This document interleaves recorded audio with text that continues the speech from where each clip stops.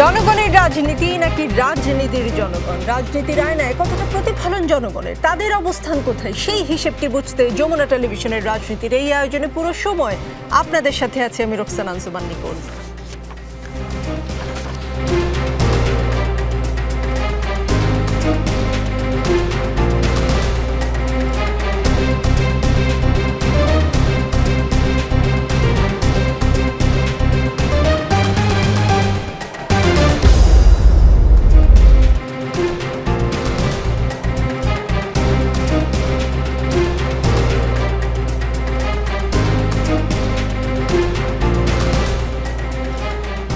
দর্শক, আজকের রাজনীতিতে আমাদের সঙ্গে আছেন সাবেক সংসদ সদস্য ও রাজনীতিবিদ গোলাম মাওলা রনি, আমাদের সঙ্গে আছেন সাবেক সচিব আবু আলম মোহাম্মদ শহীদ খান। গোলাম মাওলা রনি, বিথি খাতুন বলেন, আমার বাচ্চা তো আমাকেই বলে মা আমি ভাত খাবো, মা আমাকে এটা দাও, বাড়িওয়ালা তো আমাদের বলে না 1 মাসের ভাড়া দিও না। সরকার যদি আমাদের দাবি না মেনে নেয় তবে সকল শহীদ পরিবারকে একেবারে শহীদ করে দিক, আমাদের মেরে ফেলা হোক, আমার বাচ্চাদেরও, তাহলে আমরা সবাই শহীদ হয়ে যাব। কেউ তাদের কাছে দাবি জানাইতে পারবে না, রাস্তায় এসে বসে থাকবে না। শনিবার প্রেস ক্লাবের সামনে জুলাই আগস্ট গণ অভ্যুত্থানে শহীদ পরিবারের সদস্যদের একজন বিথি খাতুন। তার স্বামী হাফিজুর রহমান পেশায় একজন গাড়ি চালক ছিলেন। 5ই আগস্ট তিনি গুলিবিদ্ধ হন। 16ই আগস্ট তিনি চিকিৎসাধীন অবস্থায় তার মৃত্যু হয়। বংশালে গুলিতে নিহত মোহাম্মদ সোহাগের স্ত্রী রিমা আক্তার বলেন, কেন দাবি আদায়ের জন্য দাঁড়ে দাঁড়ে ঘুরতে হচ্ছে? আমরা আর পারছি না, আমাদের পাশে দাঁড়ান। সরকারের 6 মাস, কে আন্দোলনে নিহতদের এই আর্তনাদ কেন? প্রথমত আসলে পুরো পরিস্থিতিটা একটা জটিল অবস্থায় চলে গিয়েছে। আমি অন্য সবার কথা বলতে পারবো না, আমি নিজে যদি কাছাকাছি দেখি কোনোটার সঙ্গে মিলে না, কোনোটারই কোনো কুলকিনারা আমি পাই না। এর কারণ হলো 2014 থেকে একেবারে 24-এর 5ই আগস্ট পর্যন্ত আমার অবস্থা ছিল সেই টমাস হার্ডির সেই বিখ্যাত গল্পের মতো। শুধুমাত্র স্বপ্ন ছিল যে শেখ হাসিনা চলে যাবে, আওয়ামী লীগ চলে যাবে, নতুন একটা ভোর হবে। এখন সেই ভোরে ডক্টর মোহাম্মদ ইউনূস আসবেন, সমন্বয়করা আসবেন, এই আসিফ নজরুলরা আসবেন, এরা সবাই আসবেন, এই জিনিসগুলো আসলে আমার কখনোই স্বপ্নের মধ্যে ছিল না। এবং আমি অনেকের সাথে আলাপ করে দেখি যে প্রায় অলমোস্ট বেশিরভাগ লোকই তারা শুধুমাত্র কায়মুনো বাক্যে শেখ হাসিনার পতন চেয়েছে। কিন্তু শেখ হাসিনার পতন পরবর্তী এর দেশ যে একটা দেশ, এখানে যে একটা রাষ্ট্র আছে, এখানে একটা শাসনতন্ত্র আছে, এখানে একটা সিস্টেম আছে, এখানে একটা আমলাতন্ত্র আছে, এখানে একটা সিভিল অ্যাডমিনিস্ট্রেশন আছে, এখানে একটা জুডিশিয়ারি আছে, এগুলো চালানোর জন্য যে ধরনের প্রস্তুতি দরকার, যে ধরনের মেধা দরকার, যে ধরনের সমন্বয় দরকার, যে ধরনের লিডারশিপ দরকার, it's a professional leadership as well as natural leadership, the political leadership and the bureaucratic leadership. এখন এই 5 তারিখের পর থেকে সব জায়গাতে মনে হয় যেন একটা সুনামি তৈরি হয়েছে। তো আমরা প্রথম 90 ডেজ অলমোস্ট সবাই একটা স্বপ্নের ঘোরের মধ্যে কাটিয়েছি। এরপরে শুরু হয়েছে হতাশা। এখন সেই হতাশার জায়গাগুলোর যথেষ্ট কারণ আছে, আমারও কারণ আছে, অনেকেরই কারণ আছে, কিন্তু আমি নিজে বুঝি না যে যেখানে একটা খাল উদ্ধার করা যায়, খাল উদ্ধার করার জন্য বিরাট একটা ভেহিকল নিয়ে যাওয়া যায়, তারপরে সেখানে লাল কার্পেট বিছানো যায় এবং সেটার জন্য টাকা খরচ করা যায়, আর যে আগস্টে রক্তের উপর দাঁড়িয়ে আমরা আমাদের স্বপ্নের সৌধ নির্মাণ করেছি এবং যে বিপ্লবের উপর নির্ভর করে আমি একজন উপদেষ্টা হয়েছি কিংবা আমি একজন প্রধান উপদেষ্টা হয়েছি, এবং আমি তো মাগনা হচ্ছি না। এখানে নান অফ দ্য অ্যাডভাইজার, এখন পর্যন্ত আমরা শুনিনি যে কোনো একজন অ্যাডভাইজার বলেছেন আমাকে তো আল্লাহ অনেক কিছু দিয়েছেন, আমার কোনো টাকা পয়সার অভাব নেই, আমি এই রাষ্ট্র থেকে 1টি পয়সা নেব না, আমি রাষ্ট্রে কোনো চা খাবো না, বিস্কিট খাবো না। অর্থাৎ তারা কিন্তু তাদের যে প্রোটোকল, তাদের যে রাষ্ট্রের প্রতি ব্যয়, অর্থাৎ শেখ হাসিনার জন্য যে ব্যয়টা ছিল ডক্টর মোহাম্মদ ইউনূসের জন্য সেই ব্যয়টা সেম আছে। কিংবা ধরুন স্বরাষ্ট্রমন্ত্রী আসাদুজ্জামান খান কামাল, তার জন্য রাষ্ট্রীয় যে ব্যয়টা ছিল, বর্তমান যিনি ওই মন্ত্রণালয়ের দায়িত্বে যিনি নিয়োজিত আছেন, তার জন্য ওই ব্যয় নেই আমরা বলতে পারবো না। তো সব কিছু স্বাভাবিকভাবে চলছে, সরকারি বাসা আছে, বাসভবন আছে, গাড়ি আছে, বাড়ি আছে, কিন্তু শহীদদের পরিবারের যে আরতি আকুতি, এটা আমি মিলাতে পারছি না। আবার একই সঙ্গে যারা আহত হয়েছেন, এখনও হসপিটালে রয়েছেন, এতটাকে এতদিকে যাচ্ছে। আমরা সেই সুইজারল্যান্ডে চলে গেলাম একটা ইকোনমিক ফোরামে অংশগ্রহণ করার জন্য, ইন্দোনেশিয়াতে চলে গেলাম, কত দেশে চলে গেলাম বড় বড় বহর নিয়ে, কত কথা হচ্ছে, কত বার্তা হচ্ছে, কত সিনেমা হচ্ছে, নাটক হচ্ছে, আরও নাকি অনেক সিনেমা নাটক হবে। এর কোনো কিছুর জন্য টাকার অভাব হয় না, কিন্তু কেন পঙ্গু হাসপাতালের 200-250 যারা আছেন বা অন্যান্য হাসপাতালে আছেন তাদের কেন যে চিকিৎসা হচ্ছে না এটা আমি মিলাতে পারি না। আমার কাছে মনে হচ্ছে যে এখানে যে মানবিক মূল্যবোধ এবং রেসপন্সিবিলিটি, যে মানুষগুলো যারা আসছে তাদের সব গুণাবলী আছে, কিন্তু রাজনীতি করলে মানুষের সাথে মানুষের যে একটা অ্যাডাপশন থাকে, যে একটা রিলেশন থাকে এবং একটা মমত্ববোধ থাকে, এই একজন পলিটিশিয়ানের তার অনেক ত্রুটি আছে। বা ধরুন যারা ট্রেড পলিটিক্স করে, এনি পলিটিক্স, পাবলিক পলিটিক্স আর ট্রেড পলিটিক্স আর ইভেন যারা আমলাতান্ত্রিক পলিটিক্স করে, তাদের একটা সবচেয়ে বড় যাকে বলা হয় বৈশিষ্ট্য হলো তাদের দরজা সবার জন্য খোলা থাকে। তারা তাদের টেবিলে যদি একটা বিস্কিট আসে তারা ভাগ করে খায়। কিন্তু এখন এই যারা আছে তাদের ভালো জামা আছে, শার্ট আছে, লেখা আছে, পড়া আছে, ডিগ্রি আছে, সামনে পিছনে অনেক সুন্দর সুন্দর কথা আছে, কিন্তু ওই যে মানবতা এবং মানবিকতার যে বিষয়গুলো আছে, হৃদয় থেকে, মন থেকে, মস্তিষ্ক থেকে তারা কারোর জন্য কিছু একটা করবেন, তাদের অতীত রেকর্ড সেটা বলেনি যে তারা জীবনে কারোর সাথে কোনো সিঙ্গারা ভাগ করে খেয়েছেন, চা খেয়েছেন, ফলে যা হবার তাই হচ্ছে। আবু আলম মোহাম্মদ শহীদ খান, আজকে দুপুরের দিকেই সচিবালয়ে মন্ত্রণালয়ের সভাকক্ষে এক সভা শেষে সাংবাদিকদের যেটা বলা হয়েছে যে জুলাই গণ অভ্যুত্থানে আহতদের পুনর্বাসনের নীতিমালা হচ্ছে। উপদেষ্টা বলেছেন যে এই সপ্তাহের মধ্যেই জুলাই গণ অভ্যুত্থান অধিদপ্তর গঠন হচ্ছে, অধিদপ্তরের অধীনে একটা নীতিমালা হচ্ছে। এই নীতিমালার অধীনে সরকার আহত নিহতদের যাবতীয় সহায়তা দেবে। সরকার এই কাজগুলো অত্যন্ত সুনিবিড়ভাবে যতটা দ্রুততার সঙ্গে সম্ভব সেটা সেই উদ্যোগ গ্রহণ করা হয়েছে। এই আলোচনা যখন হয়েছে তারপর কিছুক্ষণ আগের খবর এটা, আমি স্টুডিওতে ঢোকার মুহূর্তের সর্বশেষ খবর এটা যে প্রধান উপদেষ্টার বাসভবন যমুনার সামনে যেতে বাধা পেয়ে রাজধানী শাহবাগ এলাকায় ইন্টারকন্টিনেন্টাল হোটেলের সামনে অবস্থান নিয়ে বিক্ষোভ করছেন জুলাই গণ অভ্যুত্থানে আহত ব্যক্তিরা। চিকিৎসা, পুনর্বাসন ও রাষ্ট্রীয় স্বীকৃতির দাবিতে গতকাল থেকে তারা বিক্ষোভ করছেন অভ্যুত্থানে আহত ব্যক্তিরা। আজকে তারা দিনভর শিশু মেলা মোড়ে মিরপুর সড়ক অবরোধ করে রাখেন। তাতে রাস্তার কি অবস্থা হয়েছে আপনি নিশ্চয়ই বুঝতে পারছেন। এবং শেষ খবর পাওয়া পর্যন্ত তারা প্রধান উপদেষ্টা বাসভবনের দিকে যাত্রা করেন। তাদেরকে সন্ধ্যা 7:39 ইন্টারকন্টিনেন্টাল হোটেলের সামনে পৌঁছান। সেখানে পুলিশের ব্যারিকেড থাকে এবং তারা সেখানে অবস্থান করছেন বলে শেষ খবর পাচ্ছি। কেন এমন হচ্ছে? সরকারের তো 6 মাস হয়ে গিয়েছে।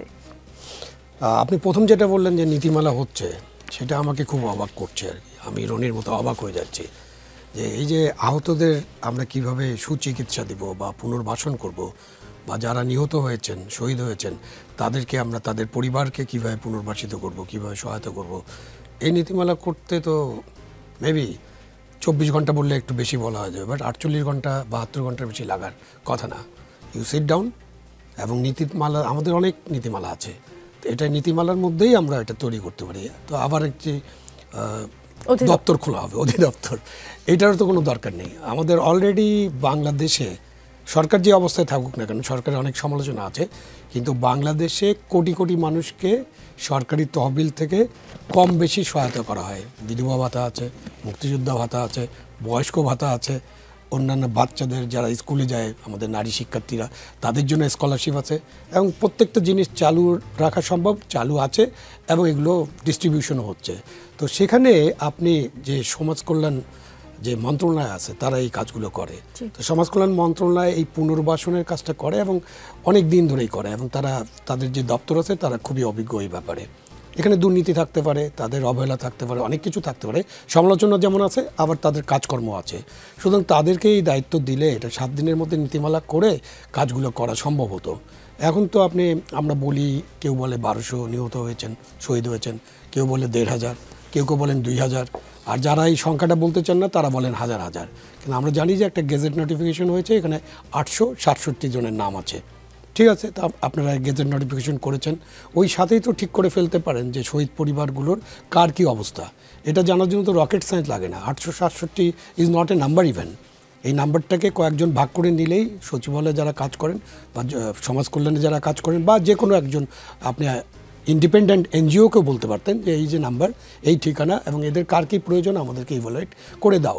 এটা 1 মাসের মধ্যে করা সম্ভব ছিল এবং তাদেরকে পুনর্বাসন করা সম্ভব ছিল। যেটা উনি বলছেন যে রাজনীতিবিদরা, তাদের অনেক সমালোচনা, অনেক খারাপ। আমি অনেক দিন আগে, প্রায় 10 বছর আগে বলেছিলাম যে পিন্টু সাহেব নামে একজন রাজনীতিবিদ ছিলেন পুরান ঢাকায়, তার অনেক বদনাম ছিল এবং সবাই তার বদনাম করতো, তিনি চাঁদা তুলেন, এটা করেন, সেটা করেন। তো আমি সেদিন বলেছিলাম, দেখেন, উনি চাঁদা তুলে এটা যেমন ঠিক, উনি এলাকায় মাস্তানি করে এটা যেমন ঠিক, সন্ত্রাস করে এটা যেমন ঠিক, উনি এলাকার অনেক গরিব মানুষের উপকার করে। সারাদিন যে চাঁদাটা তুলে তার 80 ভাগ খরচ হয়ে যায় গরিব মানুষদের জন্য, কর্মীদের জন্য। তো রাজনীতিবিদরা ওই দিন থেকে সকাল থেকে, উনি তো রাজনীতি করেন, আমি করিনি, ওনার লাইফে আমি চিন্তাও করতে পারি না, কারণ আপনিও চিন্তা করতে পারবেন না, কারণ আপনি একটা নির্দিষ্ট সময় কাজ করেন, তার অতিরিক্ত কাজ করতে হয়, আমাদেরকে হয়তো করতে হয়। বাট তার লাইফ ওই যে ফজরের নামাজের সময় থেকে একেবারে রাত বিরাত পর্যন্ত, এবং নির্ঘুম রাতও কাটাতে হতে পারে। হ্যাঁ, ওনার অনেক সমালোচনা থাকতে পারে, এগুলোকে যদি আমরা শুদ্ধ করতে পারি তাহলে তো সোনায় সোহাগা। কিন্তু একজন রাজনীতিবিদ, একজন গণকর্মচারী অথবা একজন এনজিওর যিনি কর্মী অথবা এনজিও চালান, তাদের মধ্যে কিন্তু অনেক তফাৎ। তো এই সরকারটা যেহেতু এনজিওদের সরকার হয়ে গেছে, সরকারে পলিটিশিয়ানের বড় প্রয়োজন ছিল, সেটা নাই। এবং সরকারে 3 জন সমন্বয়ক আছেন, সমন্বয়করা এই কাজগুলো করতে পারতেন, তারা অনেক কাজ নাকি করছেন। তারা তো একটা নতুন দলের জন্য কাজ করছেন, এবং নতুন দলের অফিসে আপনি এখন যান, দেখবেন যে ওই এলাকায় লোকজন ভর্তি, অনেক দামি দামি গাড়ি ঘোড়া আছে, এবং ওখানে মাঝে মাঝে মারপিটও হয়, এবং ওনারা হেলিকপ্টার নিয়ে আবার বাইরে যান। রেড কার্পেটের কথা বলছে, এটা নিয়ে আলোচনা সমালোচনা হতে পারে, বাট খাল কাটার সময় রেড কার্পেট দরকার হয় না। ভিভিআইপি আসলে এয়ারপোর্টে রেড কার্পেট সংবর্ধনা দেওয়া হয়, কিন্তু আপনি খাল কাটবেন, খালে নামবেন, নদীতে নামবেন, সেখানে তো রেড কার্পেট দিয়ে যাওয়ার প্রয়োজন হয় না, এটা তো অপচয়। তো আপনি এই সব জিনিস যদি বিবেচনা করেন, আপনি 8 লক্ষ কোটি টাকার বাজেট করবেন, সো সেই তুলনায় আমাদের যে শহীদ এবং আহত যারা আছেন তাদের জন্য আমাদের বাজেটে কোনো টাকার অভাব থাকার কথা না। শুধু অভাবটা হলো সদিচ্ছা, আন্তরিকতা এবং সিদ্ধান্ত নেওয়ার। তারা সিদ্ধান্তহীনতায় ভুগছেন, এবং এটা উপদেষ্টাদের দায়ী করব আমি। উপদেষ্টারা হচ্ছে তারা চালাচ্ছেন, কারণ আমাদের যে রুলস অফ বিজনেস এবং অন্যান্য যে সমস্ত আইন আছে, যারা মন্ত্রী থাকেন, যারা উপদেষ্টা থাকেন, তারাই ওই মন্ত্রণালয়ের দায়িত্বপ্রাপ্ত মানুষ, তারা সিইও, চিফ এক্সিকিউটিভ অফিসার। সুতরাং ওনাকেই দায়িত্বটা নিয়ে কাজ করতে হবে। এটা নিশ্চয়ই স্বাস্থ্য উপদেষ্টার কাছে জিজ্ঞাসা করতে হবে। উনি তো আরেকবার, এই ঘেরাওটা তো আজকে নতুন না, সম্ভবত 2 মাস আগে না 2.5 মাস আগে উনি ব্রিটিশ হাই কমিশনার বা কাউকে সঙ্গে নিয়ে গিয়েছিলেন, এবং ওই গাড়িগুলোকে পার করতে সেদিন নানান অসুবিধা হয়েছিল। তারপরেই তো সব কিছু ঠিক করা যেত, তারপরে কেন তাদেরকে আবার রাস্তায় নামতে হয়? এটা খুবই দুঃখজনক, এবং আমি খুব নিজেকে মানে বোধ করছি, খুব এটা চলতে পারে না, এটা আমি বিব্রত বোধ করছি যে এই ব্যাপারে আমাদেরকে কেন কথা বলতে হবে। Easy decision, easy solution. জি, গোলাম মাওলা রনির লাল কার্পেটের কথা যখন বারবার আসছে, আমি প্রশ্নটা করেই ফেলি। সকাল থেকে লাল কার্পেট নিয়ে হইচই, অবশ্য দিন শেষে ব্যাখ্যা দিয়েছে ঢাকা উত্তর সিটি কর্পোরেশন। তাদের ব্যাখ্যাটা, তারা বলছে এটা কোনো ধরনের অপব্যয় বা অতিরিক্ত শ্রদ্ধা প্রদর্শনের উদ্দেশ্যে নয়, শুধু পিচ্ছিল পথে নিরাপত্তার জন্য লাল রঙের কার্পেট সদৃশ ম্যাট ব্যবহার করা হয়েছে। সিটি কর্পোরেশন বলছে যে যেহেতু ভাসমান এক্সাভেটরে ওঠানামার ক্ষেত্রে নিরাপত্তা গুরুত্বপূর্ণ, তাই ডিএনসিসি প্রয়োজনীয় ব্যবস্থা নিয়েছে।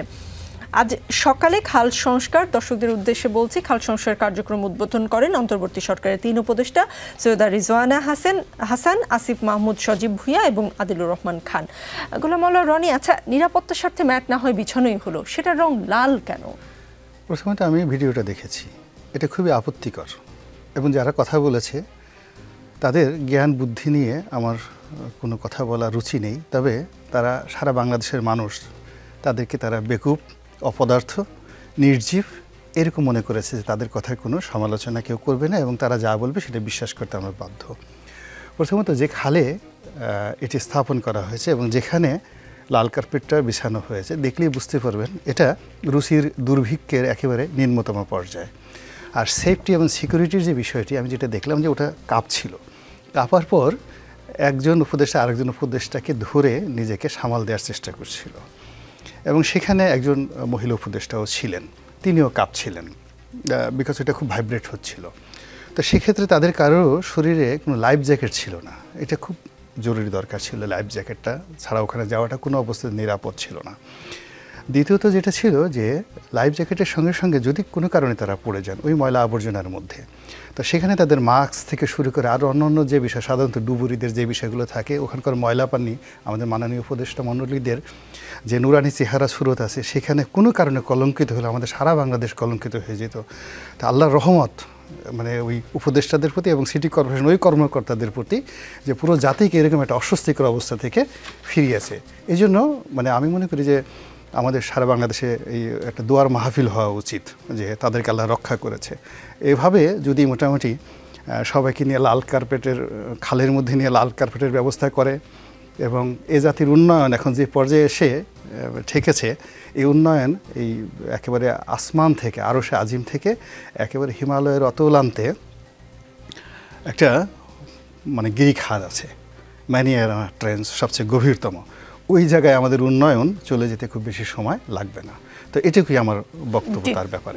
আর একটা ব্যাপার আমি শুধু একটা জিনিস বলি, জনাব শহীদ সাহেব যেটি বললেন সেটা হলো আমরা যারা রাষ্ট্র পরিচালনার সঙ্গে মোরলেস, ওনার যেমন দীর্ঘদিনের অভিজ্ঞতা যে সচিব হিসেবে, একজন সংসদ সদস্য হিসেবে আমি যতটুকু আমার কাছ থেকে দেখেছি সরকারের অনেকগুলো থোক বরাদ্দ থাকে।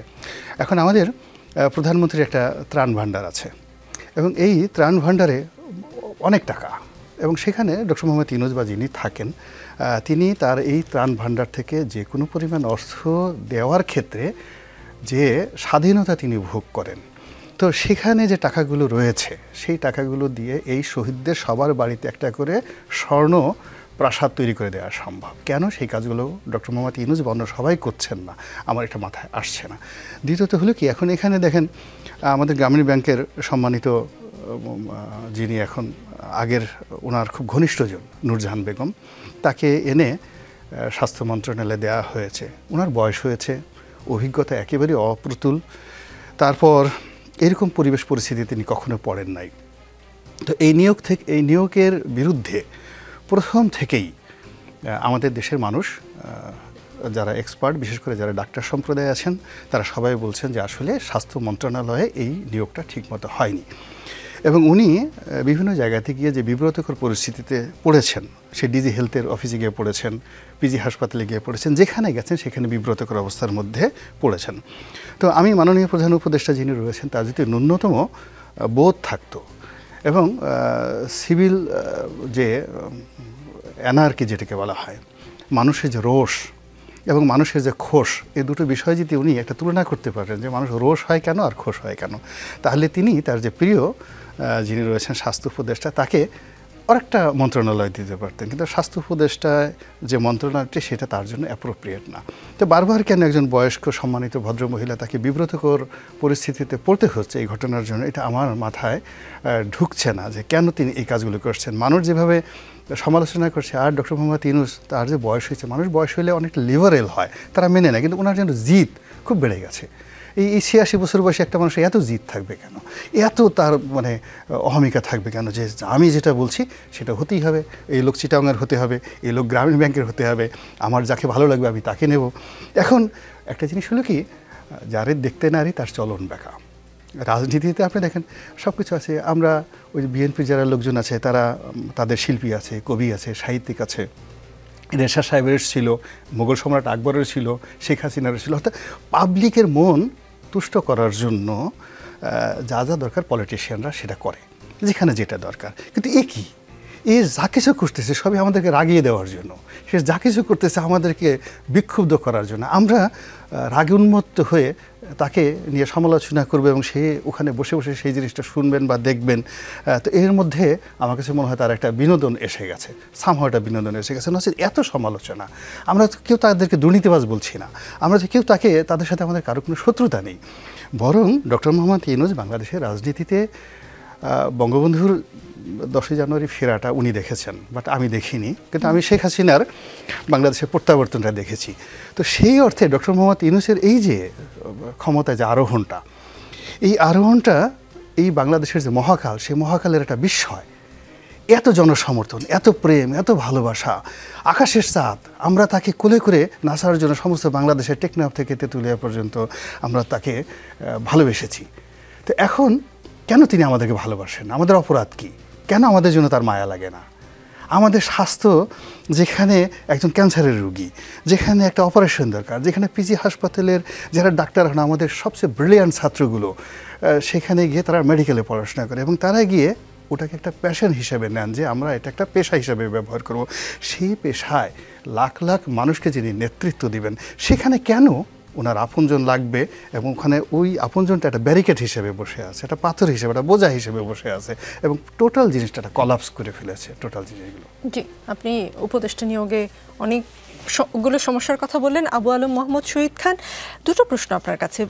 প্রথম প্রশ্ন হচ্ছে, আপনি যেহেতু লাল গালিচা বা লাল কার্পেটের প্রসঙ্গ আপনিও তুলেছেন, মানে হতে পারে না যে নিরাপত্তার জন্য লাল ম্যাট ব্যবহার করা হয়েছে, নাকি আপনি তো দীর্ঘদিন কাজ করেছেন, মানে এই আপনার ভেতরের খবর কিছুটা হলেও জানার কথা, আমলা হিসেবে সরকারের সাথে ছিলেন। উত্তর সিটি কর্পোরেশনের এই ব্যাখ্যাকে আপনি কিভাবে দেখছেন? সমালোচনা হওয়ার কারণে আমলারা মেধা খাটিয়ে জবাব দিলেন, নাকি আসলেই নিরাপত্তার জন্য ব্যবহার করা হয়েছে?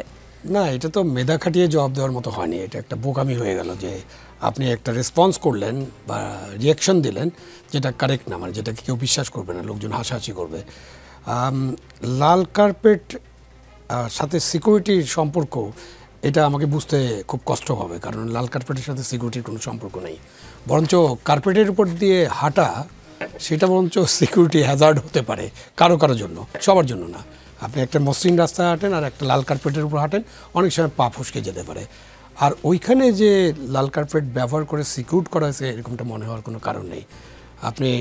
আমরা যারা তিনজন আছি, আমরা নিশ্চয়ই, এটা নদীমাতৃক বাংলাদেশ, তো আমরা লঞ্চে উঠি, আমরা নদীর পাড়ে যাই, আমরা খালের পাড়ে যাই, আমরা জানি। তো সেখানে সিকিউর করতে হলে আপনাকে সেই ধরনের জুতা পরতে হবে।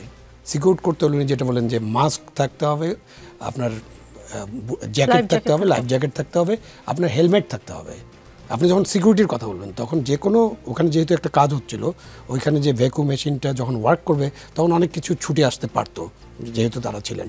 সো আপনার এই জিনিসগুলো খুব দরকার ছিল, হেলমেট দরকার ছিল, লাইফ জ্যাকেট দরকার ছিল, এবং এমন জুতা দরকার ছিল যে জুতা পরে আপনি ঠিক মতো হাঁটতে পারবেন। আপনি যদি একটা হাই হিল বা পেন্সিল হিল পরে, মহিলা উপদেষ্টা, নারী উপদেষ্টা যিনি ছিলেন, তিনি যদি ওই লাল কার্পেট কি ওইটার উপর দিয়ে যাওয়ার চেষ্টা করেন, এটা তো তার জন্য হ্যাজার্ড হবে। শুধু তাকে এমন একটা জুতা পরতে হবে, বা যারাই গেছেন তাদেরকে ওই সুন্দর একেবারে সলিড একটা জুতা পরতে হবে, যেটা গ্রিপটা স্ট্রং।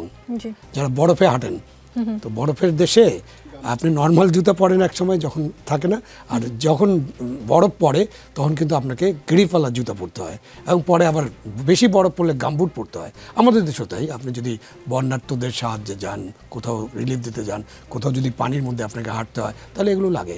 সুতরাং এটা লাল কার্পেটের যে ব্যাখ্যা দিচ্ছে, এই ব্যাখ্যাটা ঠিক না, this was A wrong thing. তারা বলতেই পারতো যে আমরা এটা ঠিক করি নাই, তাহলে তো হয়ে যায়।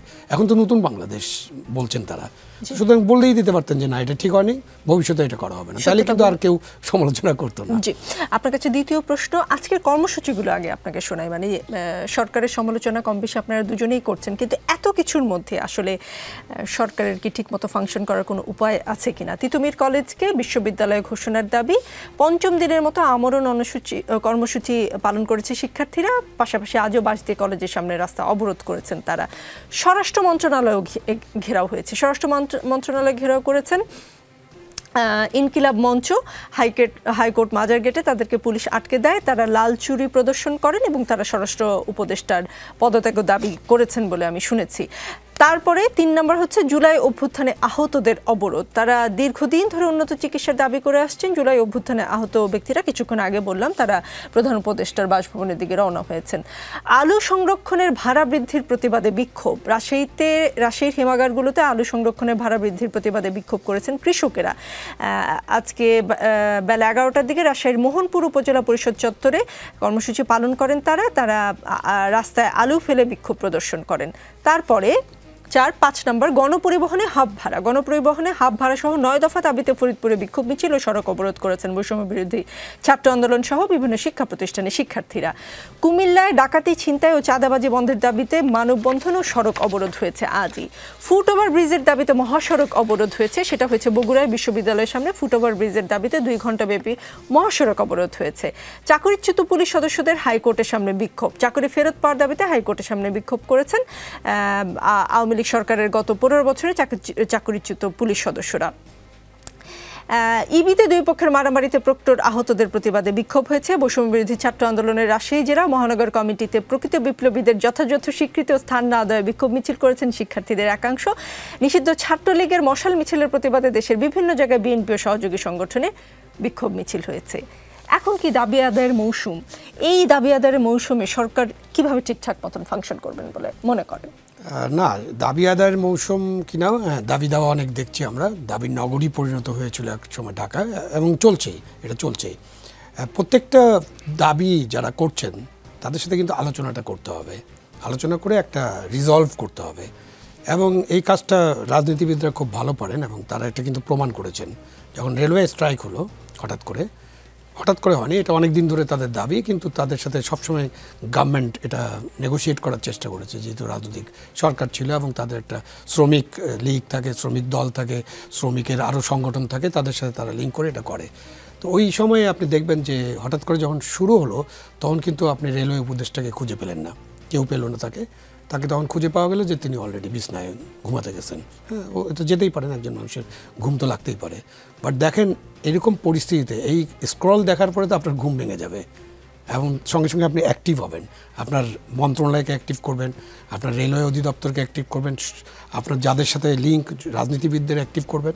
কিন্তু দেখা গেল যে ওখানে ওই শিমুল বিশ্বাসের নেতৃত্বে জাতীয়তাবাদী শ্রমিক দলের লোকেরাই অ্যাক্টিভ হলো এবং তারা আলাপ আলোচনা করলো এবং অন্যান্য রাজনীতিবিদরা গেলেন, এটা রিজলভ করলেন। তো এই যে বিষয়গুলো যেগুলো ঘটে, রাজনীতিবিদদের পক্ষে যত সহজে এগুলো রিজলভ করা সম্ভব সেটা অন্তর্বর্তীকালীন সরকার বা তত্ত্বাবধায়ক সরকারের সময় করা সম্ভব না। আবার দেখবেন যে তত্ত্বাবধায়ক সরকারের সময় কিন্তু এরকম দাবি দেওয়া নিয়ে অনেক বেশি আন্দোলন হয়নি, কারণ মানুষ জানে এই সরকারটা তো 90 দিনের সরকার বা 120 দিনের সরকার, তো তাদের কাছে দাবি করে কি করব। এখানে মানুষকে মনে হয় একটা ধারণা আমরা অলরেডি দিয়ে দিয়েছি, বা মানুষ ধারণা করছে না এই সরকারটা বেশ কিছুদিন থাকবে, সংস্কার করবে, তারপরে নির্বাচন, আগে সংস্কার নাকি আগে নির্বাচন, কোন নির্বাচন আগে, এই যে আলাপ আলোচনার ফলে মানুষের একটা ধারণা সৃষ্টি হতে পারে যে এই সরকার একটা দীর্ঘমেয়াদী সরকার, সরকারের ভাবে বা সরকারের আলাপ আলোচনায়, সরকারের উপদেষ্টাদের কথায়, রাজনৈতিক দলের কথাবার্তায় এটা তারা মনে করছে। সুতরাং তারা তো দাবি পেশ করবে, খুব স্বাভাবিক দাবি পেশ করবে। এখন সরকারের দায়িত্ব হচ্ছে সব দাবির ব্যাপারে অ্যাক্টিভ থাকা, রেসপন্স করা। এখন এক এক জায়গায় দাবি করবে, এই যে কলেজ যেটা 7 কলেজ, এটা নতুন না, এটা অনেক পুরানা, এটা অনেক দিন ধরেই চলছে এবং আমরা এটার একটা সম্মানজনক নিষ্পত্তি আগেও করতে পারিনি। ওটা একটা বড় ইস্যু নিয়ে আলোচনা করতে হবে, শিক্ষা সংস্কার একটা বড় ইস্যু, বাট এই সরকার তো এখন পর্যন্ত শিক্ষার জন্য কোনো সংস্কার কমিটি গঠন করেনি। তো ওই কমিটিটা গঠন করা হলে বা শিক্ষা একটা কমিশন যদি গঠন করা হয় তাহলে কিন্তু শিক্ষা বিষয়ক যত দাবি দেওয়া সব দাবি দেওয়া নিয়ে তারা কাজটা করতে পারতেন, তো ওনারা তো করেন নাই। সুতরাং এখন যেখানে সেখানে যে কোনো দাবি নিয়ে ছাত্ররা মাঠে নেমে যাবে। এখন তো বিয়ের অনুষ্ঠানেও মানুষজন ঢুকে যাচ্ছে, একটা সোশ্যাল অনুষ্ঠান, সেখানে ফেসিবাদের দোসর আছে নাকি খুনের আসামি আছে, লেট দি আইন শৃঙ্খলা বাহিনীকে হ্যান্ডেল করতে দেন। একটা নেভাল ইয়াতে নেভির একটা জায়গায় সেখানে যে গত রাতে যা ঘটেছে, এটা কি আমাদের দেশের সম্মানটাকে কি খুবই উপরে নিয়ে গেল? যে একটা বিবাহ অনুষ্ঠানে আমরা যা যা করলাম এবং আমরা সমন্বয়করা, এবং আপনি বলছিলেন যে ওই যে ঘৃণা সৃষ্টি করে দেওয়া হয়, এই যে ঘৃণা ছড়িয়ে দেওয়া এবং ঘৃণা সৃষ্টি করা, এটা করে আমরা কি লাভ করছি? আমরা তো ঠিক করছি না। তো আপনি পুলিশকে খবর দিয়েছেন, পুলিশকে হ্যান্ডেল করতে দেন।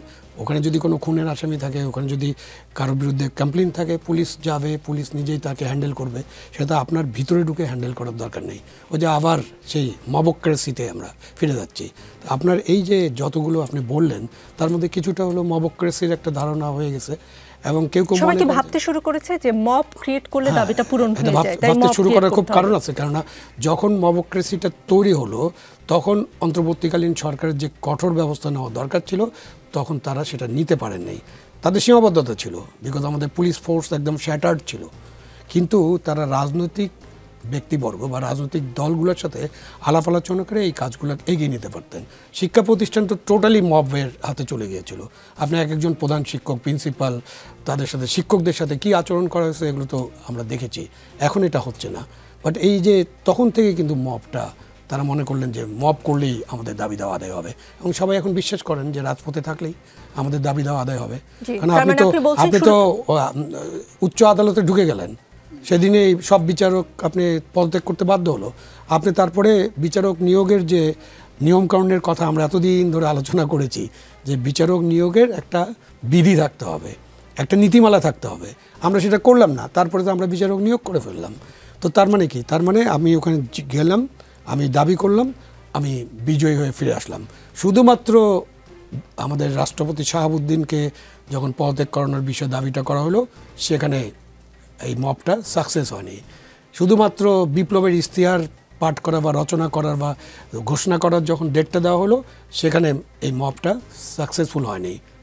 তো আমরা তো দেখছি যে কিছু জায়গায় তারা সাকসেসফুল হয়েছেন এবং ওটা শুরুতে শক্ত হাতে দমন না করাতে এক ধরনের ধারণা তৈরি হয়েছে যে মব ক্রিয়েট করলে হয়তো দাবিগুলো আদায় হবে। আরও আলোচনা হবে, ফিরছি একটু পরেই। দেখছেন রাজনীতি, আমাদের সঙ্গে গোলাম মাওলা রনি আছেন। গোলাম মাওলা রনি, গবেষক আলতাফ পারভেজ গণমাধ্যমে লিখেছেন, কথা ছিল আসছে ফাল্গুনে ঐক্যবদ্ধ অভ্যুত্থানের শক্তি দ্বিগুণ হবে, অথচ ইতিমধ্যে বিভিন্ন পেশাজীবীরা দাবি দাওয়া তুলে ধরতে গিয়ে পুলিশি লাঠিপেটার শিকার হচ্ছেন। ঢাকার কেন্দ্রস্থলে পাহাড়িদের রক্তাক্ত হতে দেখা গেল। জেলা উপজেলায় মাজার দরবার শরীফগুলো একের পর এক গুড়িয়ে দেওয়া হচ্ছে। যে মেয়েরা ফুটবল, ক্রিকেট, আন্তর্জাতিক অঙ্গন থেকে অসামান্য অর্জন নিয়ে এসেছে, তাদের খেলাধুলার আয়োজনে সহিংস বাধা তৈরি হচ্ছে। অর্থনৈতিকভাবে এতিম হয়ে ঘুরছেন সাভার, আশুলিয়া, গাজীপুর জুড়ে প্রায় 60টি কারখানার কাজ হারানো শ্রমিকেরা। মূল্যস্ফীতি চলছে ডাবল ডিজিট হারে।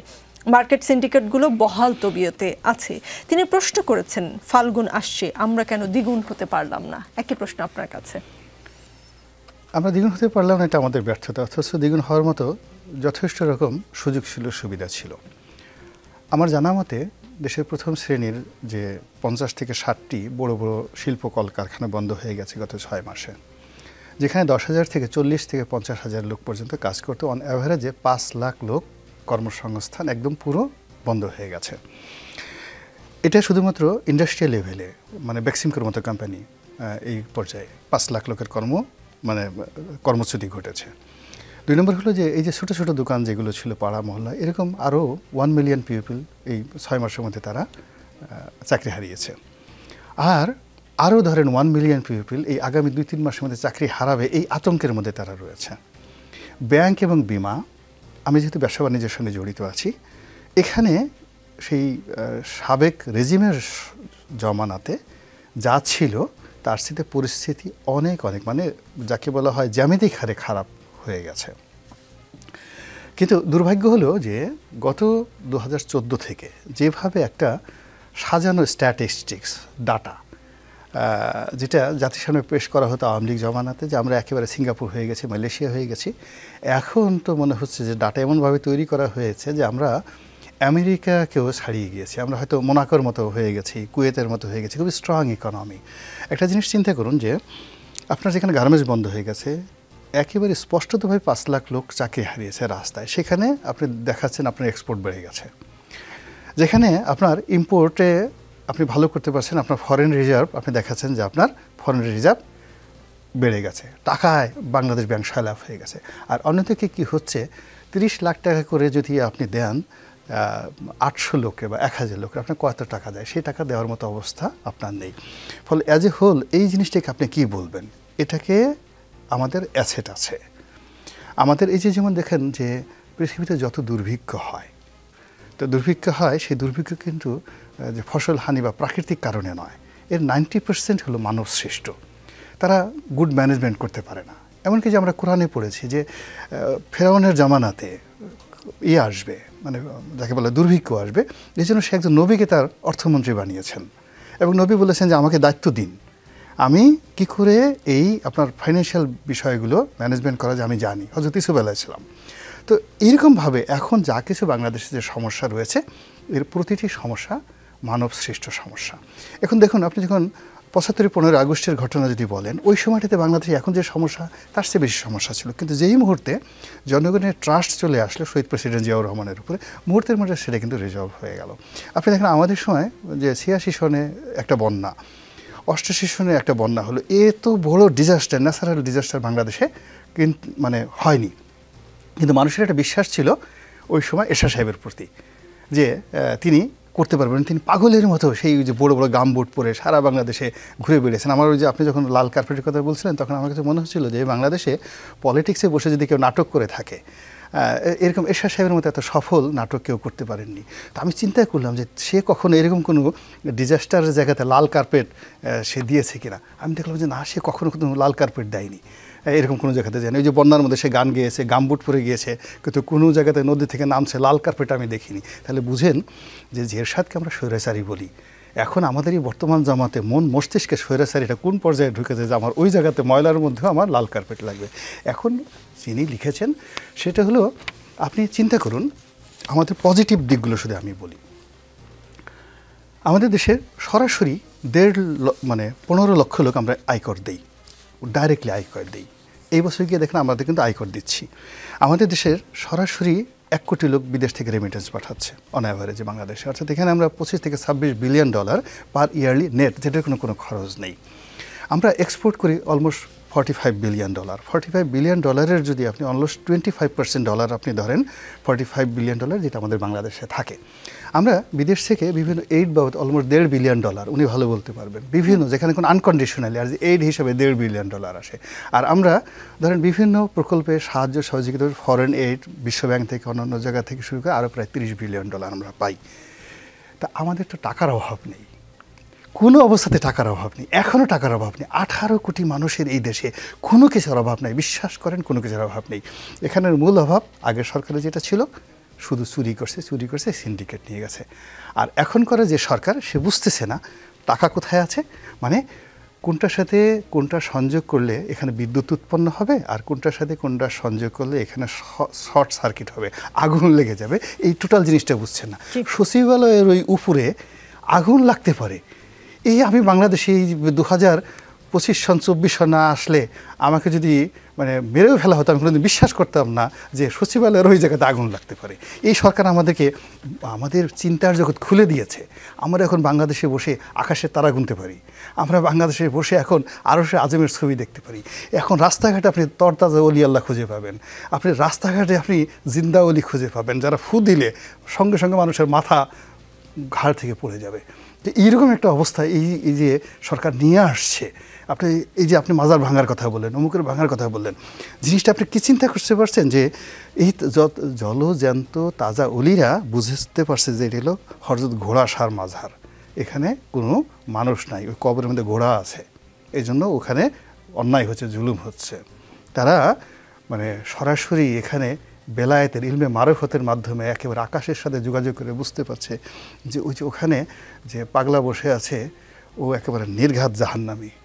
হ্যাঁ, একেবারে আল্লাহর সাথে ডাইরেক্ট যোগাযোগ, আল্লাহ তাকে বলে দিয়েছে যে আমার ওই বান্দাকে আমি জাহান্নামে নেব। তো আমি যেহেতু তো জাহান্নামে নেব, তো দুনিয়াতে তোদের কষ্ট দিছে কেন, আমার খলিফা হিসেবে কল্যাণ দাও ঠিক করে। এবং সেই ঘটনাই তারা এখানে করছে। আর এই জিনিসগুলোকে নিয়ন্ত্রণ করার জন্য, বোঝার জন্য যে ইলম দরকার, যে হিকমত দরকার, যে সাকসিয়াত দরকার, এই জিনিসগুলো এখন যারা চালাচ্ছেন তাদের যদি সেটা থাকতো, বিশ্বাস করেন যে সুযোগ আমরা পেয়েছি। যদি আগস্ট মাসের 15 তারিখে যদি ডক্টর মোহাম্মদ ইউনূস বলতেন যে আমার 1 সাগর চোখের পানি দরকার, আপনারা সবাই আমার জন্য কাঁদেন, 18 কোটি মানুষের বিরাট অংশ তার জন্য কান্না করতে এবং শিশি ভরে ভরে তার জন্য যে চোখের অশ্রু পাঠিয়ে দিত। উনি যদি বলতেন আমার রক্ত লাগবে, 1 লিটার করে এই 18 কোটি মানুষ রক্ত দিবে, রক্তের গঙ্গা আমরা বয়ে দিতে পারতাম। এ ভালোবাসা, এ শ্রদ্ধা। এখন কি বলবো, তার নাম শোনার সঙ্গে সঙ্গে মানুষের মুখ যেভাবে বাঁকা হয়, মানুষ যেভাবে দীর্ঘশ্বাস ছাড়ে, এবং মানুষ যেভাবে নিজেকে প্রশ্ন করে এ কি হলো, এ কেমন হলো। জি, আবু আলম মোহাম্মদ শহীদ খান, গণতন্ত্র না উন্নয়ন, সেই আলাপ থেকে জনগণ এখন সংস্কার না নির্বাচন, এই আলাপে এসে পড়েছে। যারা এমন আলাপ পারেন তারা সকলেই জনগণের দোহাই দেন, কিন্তু জনগণ কি চায় সেটা বোঝার কি উপায়? জনগণ কী চায় সেটা বুঝতে হলে তো আপনাকে, যেমন পার্লামেন্টারি সিস্টেমের যদি কথা বলি, গণতন্ত্রের কথা বলি, তাহলে জনগণ কী চায় সেটা বোঝার জন্য নির্বাচন করতে হবে। কারণ নির্বাচনের সময় জনগণ তার নির্বাচনটা সুষ্ঠু, সুন্দর, উৎসবমুখর, হ্যাঁ, এবং কমন ফিল্ডটা থাকতে হবে, ভালো লেভেল প্লেয়িং ফিল্ড। তো সেই নির্বাচনে জনগণ তাদের কথাটা বলতে পারবেন, এটা একটা জনগণের কথা বোঝার অন্যতম উপায়। তো সেখান থেকে তো আমরা দূরে আছি। আর একটা উপায় হচ্ছে যে রাজনৈতিক দলগুলোর সাথে জনগণের যে সম্পর্ক, সে কারণে রাজনৈতিক দলগুলোকে আসলে জনগণকে রিপ্রেজেন্ট করে সমস্ত রাজনৈতিক দল, বিভিন্ন রাজনৈতিক দলের বিভিন্ন শক্তি। সুতরাং জনগণ কী চায় এটা রাজনৈতিক দলের কাছে শুনতে হবে, কারণ রাজনৈতিক দলগুলো আবার জনগণের কাছে শুনে বা জনগণের পালসটা বুঝেই তারা সিদ্ধান্ত নেন। সেই কারণে জনগণ কী চায় এটা বোঝার জন্য রাজনৈতিক দলগুলোর সাথে আলাপ আলোচনা করতে হবে। এখন আমি ক্যাপিটালে বসে হঠাৎ করে টেকনাফের জনগণ কি ভাবছে বা তেঁতুলিয়ায় কি ভাবছে বা বরিশালে কি ভাবছে এটা কিন্তু আমি বুঝতে পারবো না, আমার পক্ষে বোঝা সম্ভব না। আপনিও কিছুটা বুঝতে পারবেন যে আমাদের মিডিয়াও একটা জায়গা যেখান থেকে আমরা জনগণের মতামতটা বুঝতে পারি। সুতরাং এখানে যারা রাজনৈতিক দলগুলোর সাথে যুক্ত আছেন, যারা নেতৃত্ব দিচ্ছেন, তারা আমাদের মিডিয়া এবং আমাদের যে সিভিল ব্যুরোক্রেসি, সেটার আমরা যতই সমালোচনা করি যে আমাদের পুলিশ প্রশাসন, আমাদের সিভিল প্রশাসন, আমাদের জুডিশিয়ারি, এদের সকলের মাধ্যমেই জনগণ কী চায় সেটা বোঝা সম্ভব। জি, গোলাম মাওলা রনি আন্দোলনের নেতৃত্ব দেওয়া ছাত্র নেতাদের দল গঠন প্রসঙ্গে বিদেশি এক পডকাস্টে প্রধান উপদেষ্টা ডক্টর মোহাম্মদ ইউনূস বলেছেন, শিক্ষার্থীরা এখন বলছে কেন আমরা আমাদের নিজেদের দল গঠন করছি না, আমরা একটি সুযোগ নিব, তবে ছাত্রদের দল গঠনের বিষয়টিকে অনেকে তুচ্ছ-তাচ্ছিল্য করছে বলে মন্তব্য করেছেন প্রধান উপদেষ্টা। ছাত্ররা দল গঠন করলে একটি আসনও পাবে না এমন কথা বলা হচ্ছে, কিন্তু তিনি তাদের উৎসাহ দিচ্ছেন বলে জানিয়েছেন।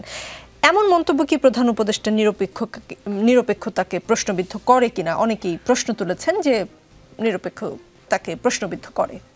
তাকে প্রশ্নবিদ্ধ করে এখানে 2 নম্বরে যেটা হলো যে ছাত্ররা দল করতে পারে এবং আমি সেটাকে স্বাগত জানাই, এবং তারা অনেকে বলে যে ওখান থেকে পদত্যাগ করে তারা করুক। আমি বললাম যে না, পদত্যাগের দরকার নাই, দরকার হলে আরও 20 জন ছাত্র যারা আছে তাদেরকে উপদেষ্টা বানানো হোক, 20 জনকে 20টি হেলিকপ্টার দিয়ে দেওয়া হোক, এবং তারা তাদের যে রাষ্ট্রীয় প্রোটোকল আছে সমস্ত রাষ্ট্রীয় প্রোটোকল নিয়ে আরও যা কিছু নিয়ে আছে তারা চেষ্টা করতে থাকুক, আর জনগণ যদি তারপরেও তাদেরকে মেনে নেয় আলহামদুলিল্লাহ, কোনো অসুবিধা নাই। এইগুলো 1। 2 নম্বর হলো যে ডক্টর মোহাম্মদ ইউনূস, আমি তো আগেই প্রথমে বলেছি যে তার মধ্যে একটা যাকে বলে যেটাকে কন্ট্রাস্ট করে, ভীষণ রকম কন্ট্রাস্ট করে। যেমন তিনি কিছু কথাবার্তা বলেছেন, দেখে মনে হয় একেবারে সহজ সরল দেবর শিশু। মানুষ এত ভালো হয় কি করে, মানুষ এত সত্য কথা বলে কি করে, এত চমৎকার করে নিজের দুর্বলতা সে প্রকাশ করে কি করে, তো মানুষ নন, উনি তো ফেরেশতা, এরকমভাবে মনে হয়। কিন্তু আমি যখন মনে করি যে আমি তো একটা ব্যবসা বাণিজ্য করি, তা আমি গ্রামীণ ব্যাংকের মতো একটা প্রতিষ্ঠান যিনি চালিয়েছেন, গ্রামীণ ফোনের মতো একটা প্রতিষ্ঠান যিনি প্রতিষ্ঠা করেছেন এই বাংলাদেশে, সারা পৃথিবীর সঙ্গে প্রতিযোগিতা করে তাকে করতে হয়েছে। এবং কর্পোরেট ওয়ার্ল্ডে পৃথিবীতে আপনি জানেন যে আমরা যতটা না কৃপণ বাংলাদেশের লোকজন, আমেরিকার লোকজন আরও বেশি কৃপণ, চায়নার লোকজন আপনাকে আপনি 200 কিলোমিটার ক্রস করে যাবেন, সেখানে আপনাকে হাইস্ট 1 গ্লাস গরম পানি অফার করবে, এবং যখন ব্যবসা বাণিজ্য হয়ে যাবে তখন হয়তো আপনাকে লাঞ্চ বা ডিনার, কিন্তু তার আগে আপনাকে গরম পানি দিয়ে বিদায় করবে। তো সেই রকম মানুষদের সঙ্গে উনি লড়াই করে সংগ্রাম করে সে শত না হাজার কোটি টাকার বিনিয়োগে বাংলাদেশে নিয়ে আসছেন। তো ওখানে তার আমি একটা টকশোতে বলেছিলাম যে মার্কেটিংয়ের ফাদার বলা হয় ফিলিপ কটলারকে। তো আমার কাছে ডক্টর মোহাম্মদ ইউনূসকে মনে হয় father of the Philip Kotler. হ্যাঁ, ফিলিপ কটলার 1000 ফিলিপ কটলার সমান করলেও তার মতো হবে না। তো এই যে তার এই যোগ্যতা, যেখানে মার্কেটিং করার জন্য, টাকা উপার্জন করার জন্য, এখন টাকা উপার্জন করা এত একটা কঠিন বিষয়। আপনি চোরা কারবারি করেন, ব্যবসা বাণিজ্য করেন, বা জেনারেলভাবে করেন, অথবা রিক্সা চালান, যে মাধ্যমেই যান না কেন, ইভেন একটা চোর, সে সিধেল চোর, আপনি চিন্তা করেন একটা বাটি চুরি করতে, 2টো ডিম চুরি করতে তার কী পরিমাণ কষ্ট হয়, অসাধারণ। তার মেরে ভূত যে ছিনতাই করে, ও মাই গড, টাকা উপার্জন খুব একটা কঠিন একটা বিষয়। তা আমাদের ডক্টর মোহাম্মদ ইউনূস সাহেব তো গরিব মানুষ নন, তিনি অত্যন্ত ধনী একজন মানুষ। আপনি চিন্তা করেন ওই যে তার কারোর সাথে, গ্রামীণ ব্যাংকের কর্মচারীর সাথে সে একটা নেগোসিয়েশন করার জন্য ওখানে প্রায় 200 কোটি টাকা তিনি সেখানে দিয়ে দিয়েছেন। বাংলাদেশে ক্যাশ 200 কোটি টাকা দিতে পারেন, বা কত কোটি টাকার জন্য ওইটা নিয়ে হলো। তো এরকম ধনী কিন্তু বাংলাদেশে খুব অল্প আছে। আমাদের দেশে বেশিরভাগ ধনীরা ব্যাংক থেকে টাকা নিয়ে এদিক ওদিক করে, কিন্তু একসাথে ক্যাশ 200 কোটি টাকা 300 কোটি টাকা দেওয়ার মতো, বা উনি ক্লিন্টন ফাউন্ডেশনে যে অফিসিয়ালি টাকাগুলো দিয়েছেন, ইটস এ হিউজ অ্যামাউন্ট। আমরা সারা জীবন অনেকে বাংলাদেশে ব্যবসা বাণিজ্য করে, উনি খালি ক্লিন্টন ফাউন্ডেশনে অ্যাজ এ ডোনেট করার জন্য যে টাকাগুলো দিয়েছেন, আমাদের বড় আমরা সালমান এফ রহমান সাহেবকে চোর বলি, কিন্তু সালমান এফ রহমান সাহেবকে যদি বলা হয় তুমি এতগুলো টাকা আওয়ামী লীগকে দাও, সে হার্টফেল করে মারা যাবে সঙ্গে সঙ্গে। তো তার আত্মাটা তো, ডক্টর মোহাম্মদ ইউনূসের যে আত্মাটা, দানের আত্মাটা বিশাল। তারপরে ওখান থেকে আবার তিনি আবার কাছে ডবল দিয়েছেন দ্বিতীয়বার। আবার যখন হিলারি ক্লিন্টনের নির্বাচন হলো, সেই নির্বাচনের সময় তিনি কিন্তু অফিসিয়ালি একটা ভালো অ্যামাউন্ট দিয়েছেন। তো ওনার যে ফাইন্যান্সিয়াল ম্যানেজমেন্ট, ঝুঁকি নেওয়ার ক্ষমতা, তার সঙ্গে সঙ্গে এখন ওনার যে কথাবার্তা, এ দুটো আমি কনফিউজড হয়ে গেছি। আমি নিজে বুঝতে পারছি না যে হোয়াট ইজ রাইট। জি, আবু আলম মোহাম্মদ শহীদ খান, একদমই অনুষ্ঠানের শেষ পর্যায়ে 30 সেকেন্ড হয়তো সময় দিতে পারবো আপনাকে। ফেব্রুয়ারিতেই ছাত্রদের নতুন দল আসছে, দলটি রাজনীতির মাঠে কেমন করবে বলে আপনি ধারণা করেন? না, দল না আসার আগে তো কেমন করবে এই ধারণা করা যাবে না। যেটা রনি সাহেব বললেন যে তাদেরকে 20টা হেলিকপ্টার দিয়ে দেন, তো উনি তো অনেক সার্কাস্টিক কথা বলেন। তো উনি এটা বুঝিয়ে দিলেন যে 20টা হেলিকপ্টার এবং রাষ্ট্রীয় প্রটোকল দেওয়ার পরে সেই দল আর দাঁড়াবে না। তো সুতরাং এই দল তো বাংলাদেশের 49তম বা 50তম দল হবে, তারা জনগণের কাছে যাবে। ডক্টর ইউনূস যেটা বলেছেন সেটা কিন্তু একটা এই জায়গাটায় একটা খটকা আছে এবং উনি এটা এভাবে বলতে পারেন না। ইনি প্রধান উপদেষ্টা, ছাত্রদের দল করলে উনি স্বাগত জানাতে পারেন, কোনো অসুবিধা নেই। রনি সাহেব জানান, তারেক জিয়াও জানিয়েছেন, আমরাও জানি তাদেরকে স্বাগত, কিন্তু তাদের একটা দল করতে হবে এবং এই স্টেটমেন্ট আপনি যতটুকু পড়ছেন তার চেয়ে বড়। সেই স্টেটমেন্টটা খুবই সেন্সিটিভ স্টেটমেন্ট, পডকাস্টে এই কথাটা বলেছেন। এবং ওখানে তিনি আরেকটা কথা বলছেন যে এই যে অভ্যুত্থান, এটা নাকি জনগণের স্বতঃস্ফূর্ত অভ্যুত্থান। আপনি 4 মাস আগে 5 মাস আগের কথাটা চিন্তা করেন, উনি ক্লিন্টন ফাউন্ডেশনের মিটিংয়ে গেলেন, উনি একজনকে স্টেজে নিয়ে গেলেন, ওনাকে বললেন যে he is the master mind, meticulously design.